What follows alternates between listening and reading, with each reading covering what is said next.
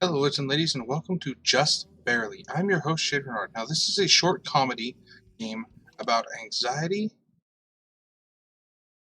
and just feeling awkward.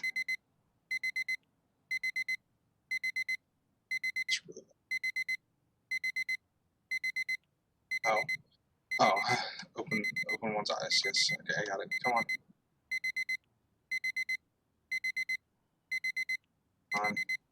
open your eyes. Damn it. There we go. Time to get up. Time to get out of bed. This is an interesting art style. Now, this is a free-to-play game on Steam, and if you guys like this game, if you want to check this game out for yourselves, just go ahead. I'll put a link in the description so that way you guys can go ahead and download it. On Steam, they have the soundtrack to the game and some of the art from the game available for purchase. It's like $3. So if you guys want to support the creators, go ahead and do that as a checkout. Can I get you?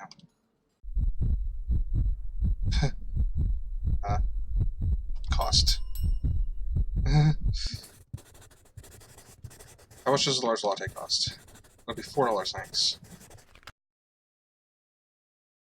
Okay.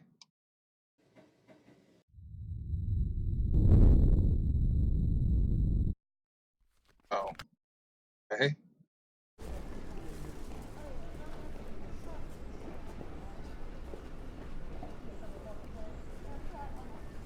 Hi. Okay. Ash.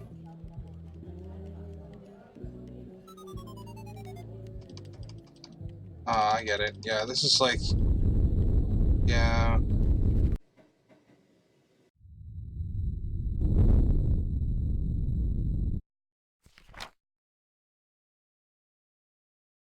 Yeah, okay, so like when you have anxiety, you don't want to like meet eye contact with people a lot. You don't want to interact with other groups of people. Feel anxious and like you just oftentimes recluse yourself away from people. Uh, as somebody who actually deals with anxiety and I'm also introverted most of the time, um, I know exactly how this feels. Like a lot of the times, like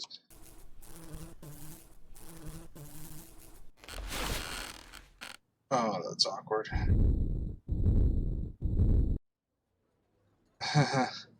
Yeah, that would be anxiety inducing. In the classroom, you raise up your hand and trying to swat a bug, but in reality, the teacher thinks you want to ask a question. I mean, in those moments, you just got to be honest. Be like, look, I was trying to swat a bug. Sorry. It's, you know,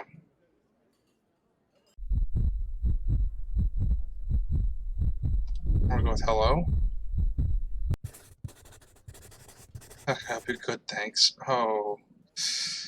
Oh, yeah, that's awkward. Really? Yeah, I've dealt with that. Both sides of that, actually. I've been on that scale there with like the whole, you go up to the counter and someone will be like, "How can I help you?" And you're like, "Yeah, I'm fine, thanks." And you're like, "Wait, that's not what they asked at all. It's not what they said." And then the anxiety in your head makes you like panic because you're in an awkward situation now. Yeah. Or like I've also been the cashier that is just like, okay. When you're a cashier, like if somebody's like, "Good, thanks," the best thing to do to make that situation less awkward is just to be like, "That's good to hear. How can I help you?" And just re-ask the question again. Like, affirm that like you're glad that they're happy or whatever, and like, and then that they're good, and then continue on. It'll help diffuse that situation a bit better. I mean, I've been in that position on both sides, so like I myself can honestly say that like that's just something that you do to make the situation feel better. Box for the correct answer. What's the question? Probably wrong. I got it.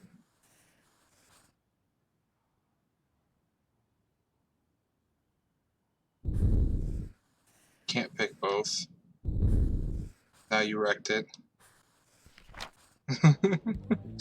That's awkward.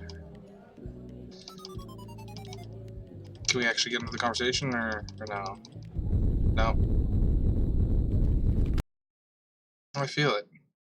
Anxiety is harsh. Like, it keeps you from doing so much.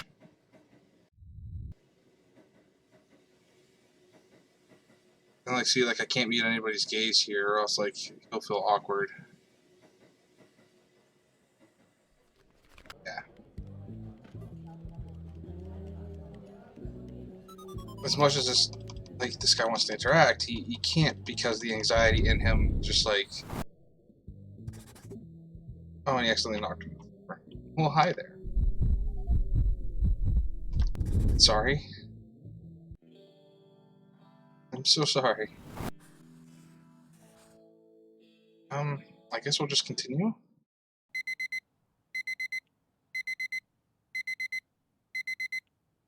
Oh, this again. Alright, yeah, open up those eyes. Open up them peepers. What is this? Oh, those are the curtains. Okay. Blush? Blush?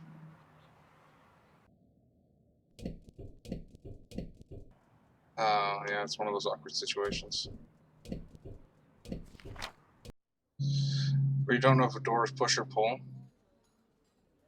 Matter of fact, the other day, on my birthday, me and my dad went out to a restaurant, and there was a door, and it was an exit only door. So like they took the handle off the exit door on the front. It's like they just have like the little like curved handles, but they took it off, so you couldn't go up to it. So like we walked right up to the door. I looked down. There's no handle. I'm like, what? Just awkward, you know. Like I walked up to an exit door and I didn't even realize it. So. Man, this is the type of person that you don't want to be when you're a cashier. Like I know hard days are there, but like you don't start off like this. Matter of fact, this is how you get a manager calling on you. So, and then you get in trouble at work, and that just makes everybody's day miserable. Make it quick. Cost. Excuse me, your order. Yeah, that's just gonna make everything hard for everybody, especially people with anxiety. Now you're rushing them, you're making them feel uncomfortable, and more than often than not, the person with anxiety is just going to walk away. I know I've been in that position myself. Like when I've had like a angry cashier. Of course, I act differently than most people with like anxiety. Like a lot of people with anxiety try to diffuse the situation by getting away from the situation. If I'm dealing with something like that, I won't have any of it, and I'll escalate the situation. I know that's not exactly great, but like you have to act professional at work. Like no matter what job you have to be professional to an extent. Like if the customer is rude to you, fine. You want to be rude to them, fine. Then you know what, they asked for it, they deserved it. But if you're being rude to a customer for absolutely no reason, there's no call for that. Even if you're having a bad day, you can still be like, "How can I help you?" Just like have like a nonchalant. You don't have to be bright, smiley, happy, but you can just just do your job. But you don't have to be rude about it. That'll just make everything go much easier for you. If you're gonna be rude to everybody, it's just gonna make things harder on you.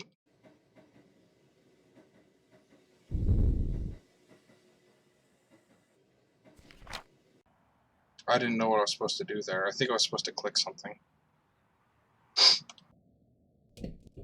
No. Oh.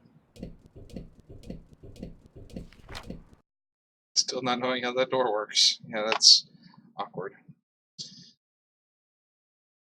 I mean, awkward, but like even when your anxiety, like try not to like if you have anxiety like the way I do, try not to let those little things get to you or bother you. I know this is too, like with wanting to reach out and talk to people, even people that like you've barely met or like you've met maybe once and you want to talk to them, you want to get to know them. That anxiety, the social anxiety, will keep you from wanting to reach out, wanting to do that. Because myself, I find myself doing this all the time. Like I'll meet somebody, I'll be like, oh, this person's cool, and like sometimes they'll be like a friend of a friend, and I'll think about like adding them on Facebook or something like that, and then I'm like, in the back of my head, I'm like, no, that's weird, that's awkward. But sometimes you have to be awkward to move forward in life. But with anxiety, a lot of times, like it keeps you from doing.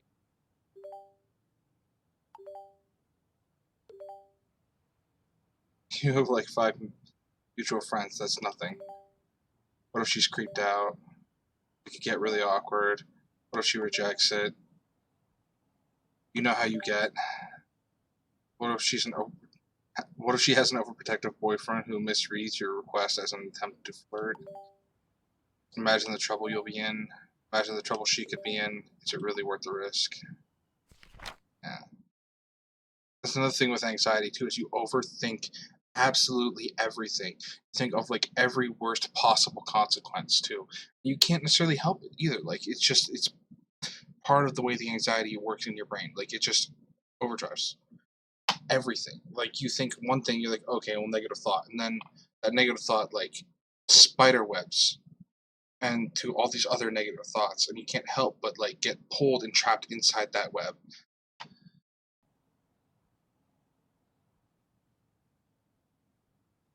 Um,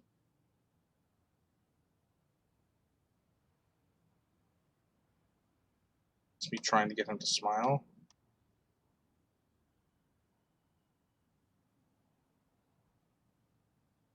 No, no, you smile, smile, smile,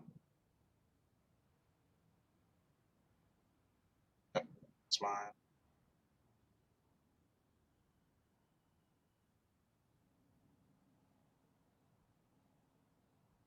Up, up, up, up. Come on, get, smile, smile. God damn it, do it! Yay, I did it. Yeah. Social anxiety also like makes you have like bland emotion. I do it all the time. I always have like resting bitch face constantly.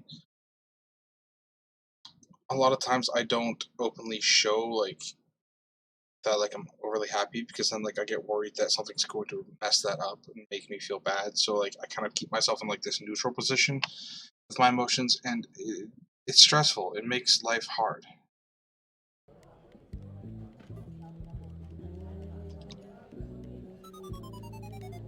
Aww.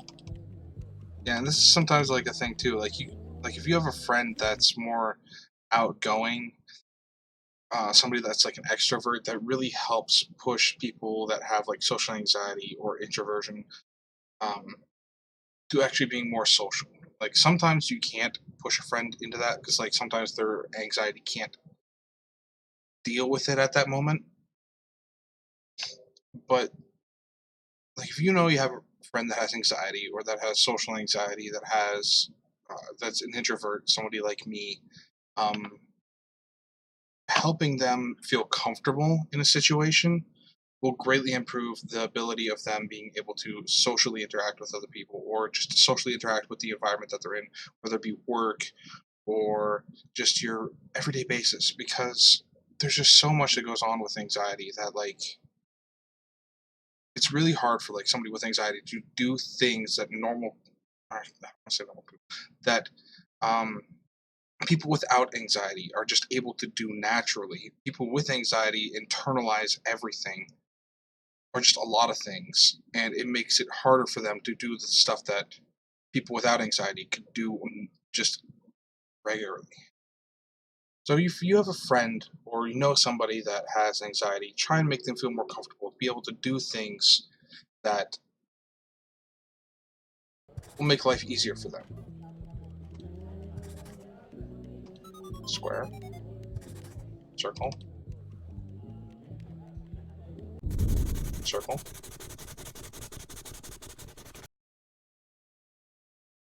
I think it's just like feeling awkward in conversation, like not maybe having anything to say. Bank.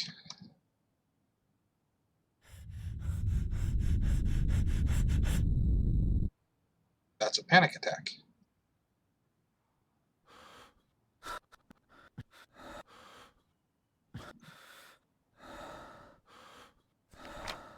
And then trying to breathe during a panic attack. Yeah, okay. So panic attacks are bad. When you have anxiety and it gets too much for you, or something affects you and then causes you to go into a panic.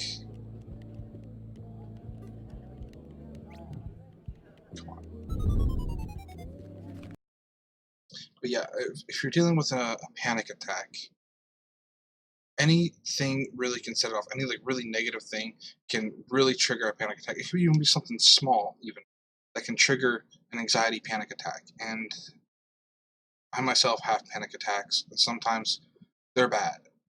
You hyperventilate everything, every possible negative thought floods into your mind, and then it's just beyond overwhelming.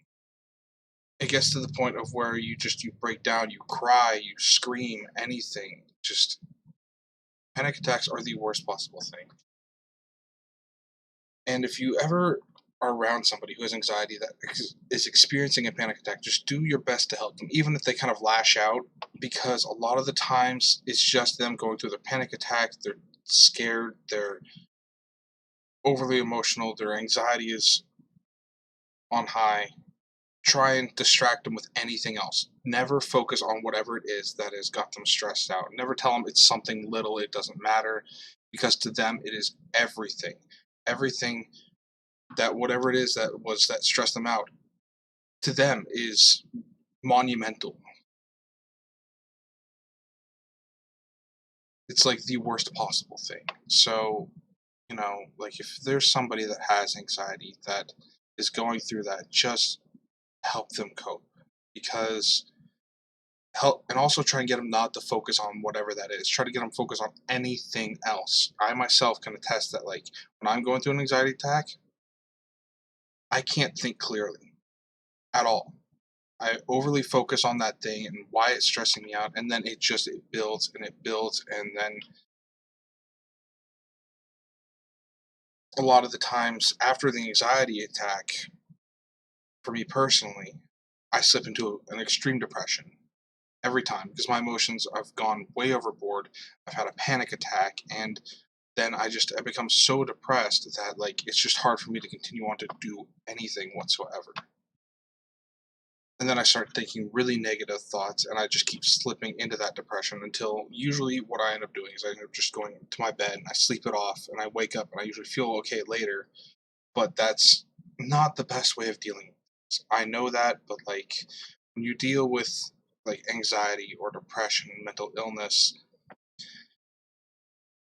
there needs to be help. And it's not always like, oh, just take medication. A lot of times, like, you have to have coping mechanisms and everything else. And it's just, if you have people that understand and can grasp how to help you, especially like people you live with, if you live with anybody, them helping you deal with those problems will be more beneficial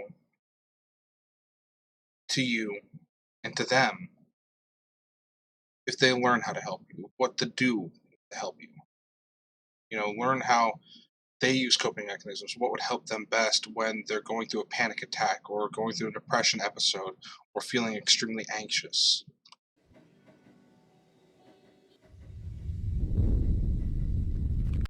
Oop, bump.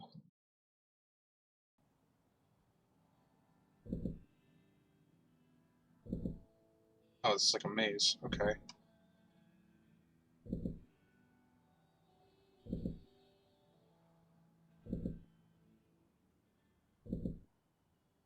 Okay. This is a really cool mechanic. I like this.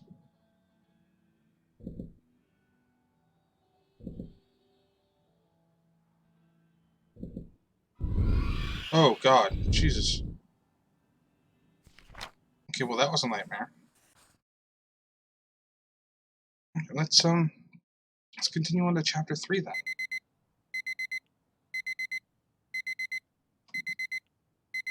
I keep forgetting that I have to make him wake up.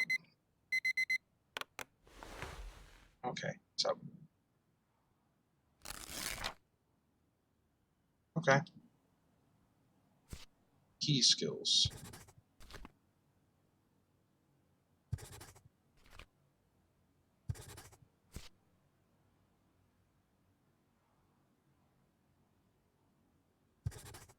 Ah, gonna get it. There we go.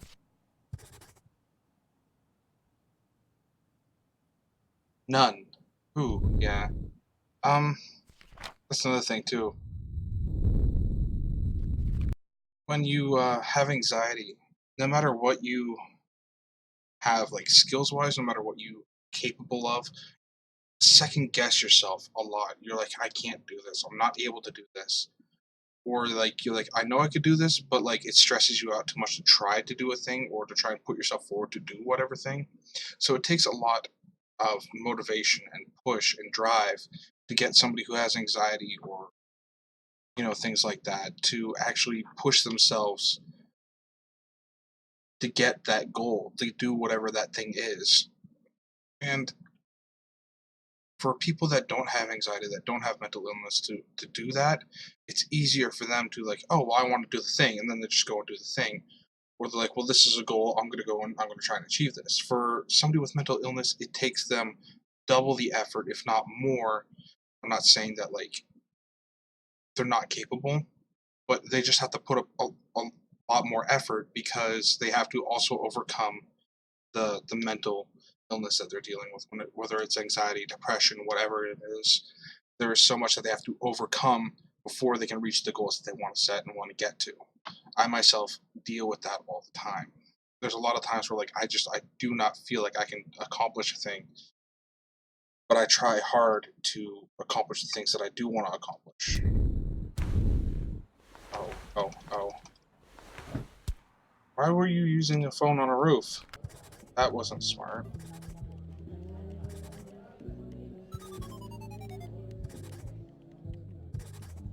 Why are we discussing algebra? Is it gone? I don't know. A lot of times trying to like fit in a conversation is awkward.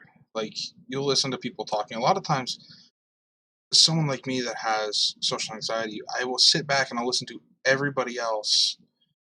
And a lot of times like I might not even say anything when I'm in a group of people. I might just sit there and just listen to everybody. Even if I have something I might want to say, I don't.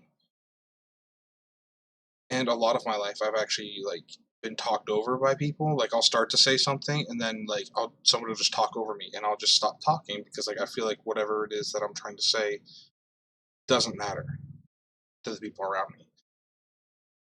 And I know that maybe it's not true, but like I internalize that.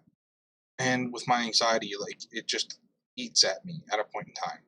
And then I feel like whatever it is that I'm there for, like I don't feel like I'm a valid like member of the group or like a friend or whatever. Like I don't feel like I belong. And I know that's just me internalizing things because like a lot of more like outgoing people, they'll just talk and they'll talk a lot. And me being introverted, like I don't talk as much to people like when in person. Like I know I seem to talk a lot on camera, but like when I'm in person, I don't really talk so much. And everybody's like, "Oh, you're just really laid back." A lot of the times, it's like I'm too anxious to say anything, and that's hard. Because like I want to be a part of things. I really want to do stuff with other people and like really be involved. But then like my anxiety just holds me back from being a part of the stuff that I really want to be a part of.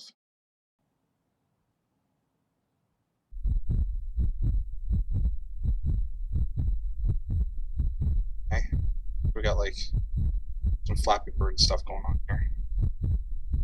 Oh God. Oh, yep.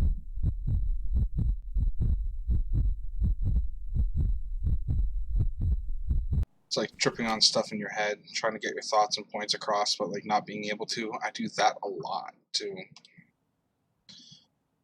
Um,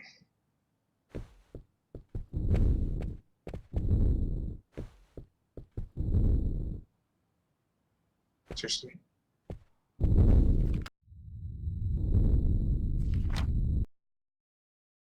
Yeah, I hate that kind of stuff too. Like those awkward moments, like when you're walking down a hallway and like one person, like if you're walking in the middle hallway, another person's walking in the hallway, just pick a side. Like if you step to one side, commit to it.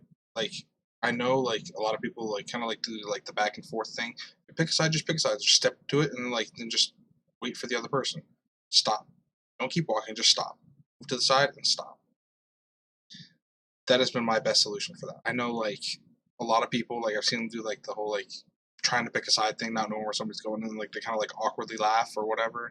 No, for me, I move to one side and I stay there. The person like keeps walking towards me and they run into me, and I'll be like, dude, you bumped into me. Like, I moved and I stopped. That's, to me, is just like the best way to get around that.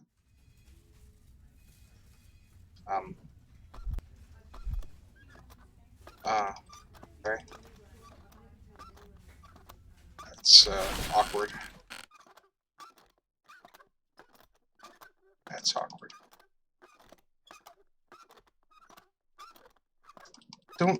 Don't do that. Just get up out of your chair, go over and pick it up.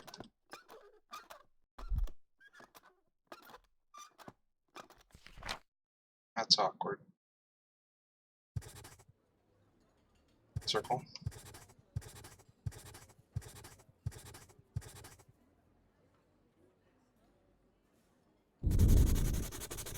Okay.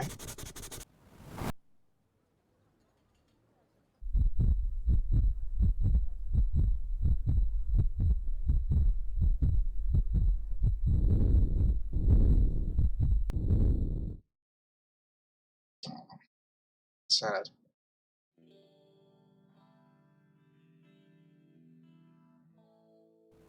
That's what I was talking about. Like, you need a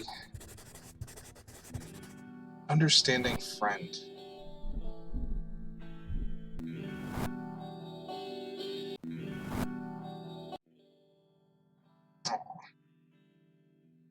Yeah, that's really sweet. Like, if you have somebody that understands you, that just will take the time to help you and just listen, or just let you actually like talk, get your points across, not make you feel anxious in any way, it is really important. Because like, for me, I know like I keep talking about myself, but like it's good to understand, to have somebody that like actually like, I feel like I have anxiety, so I know exactly how all this feels. Like, this game to me is extremely relatable. All the situations to me are really relatable. I've done a lot to overcome my anxiety, and I have ways of getting around it. But for other people, I know that have it way worse than I do. I have friends that have it way worse than I do. That it's crippling. It's really hard for them to like really put themselves out there and do things that they want to do. And for me, I even try to be understanding towards those friends, because like I myself I've used coping mechanisms and other things to get around my anxiety, even though it affects me still on a daily basis. I think I cope really well with it. And having somebody that can understand your anxiety, your depression, your mental illness, and to give you that time and effort and understanding, it's a lot. It means a lot to, you know, have somebody there for you that's going to take the time to make you feel comfortable. When you feel comfortable, you feel good, and then you can put more of you out there, do more, to interact more, because then you don't have to worry so much about, your anxiety doesn't flare up as much when you feel comfortable in a situation. If the people around you make you feel comfortable, make you feel safe, then you can put more of you out there and you feel less anxious to do so. It just feels natural. And when your anxiety is not overriding everything that you think about, it makes your life so much easier. So if you have friends out there that have anxiety, if you know anybody that deals with a crippling mental illness of any type, take time, learn what they need. Like, even if you have to ask them, be like, hey, I know you have a mental illness. Is there anything that I can do for you that would help you feel more comfortable? Is there anything that I shouldn't do? Anything that like specifically upsets you? You know, learn these things about your friends, your family, the people around you. Learn them and help them. Because the more you help them, the better their life is, the better your life is with them. And it could just be better for everyone. And having dealt with people that have influenced my mental states negatively, You know, like if I'm having a panic attack and they're just like, oh, you just need to calm down or whatever. Like, it's not that simple. It is never that simple for the people dealing with it. So, you know, if you don't have anything to help them, if you're not positively reinforcing them, just leave them be. Leave them alone. Don't bother them. Don't even speak to them. You know, just give them their space and let them eventually come to you. If you can't help them, just give them their space. I'm not saying that, like, you know, everybody's. It's like trying to tell somebody that is depressed, hey, don't be depressed. It doesn't work. It's not a magic cure all. Just, you know, you have to help them. Be understanding. But, anyways, if you guys have any games that are like this that remotely deal with like mental illness, let me know. Put them in the link in the description below, because like I like games that bring awareness to those things, especially being somebody that deals with them often. It's good to put that out there, to have, you know, to show people like with these games and art pieces and stuff like that, that, you know, kind of give like an insight into what it is to have to deal with these things, you know. It's, and for the people that like don't deal with it, like it's kind of hard to grasp, you know, for people that don't have it, to understand what other people go through and like why it's hard for them to do things. So like games like this help portray that. So anyways, guys, thank you so much for watching. I like this game. This was really well done. If you guys want to support the creators, like I said, they've got the game's free on Steam. If you guys want to give it a try, they have the soundtrack and the art available on Steam. It's like $3. So honestly, I think they deserve it. So this is a good game. Thank you guys for watching. We'll see you at the journey's end. Ta-ta.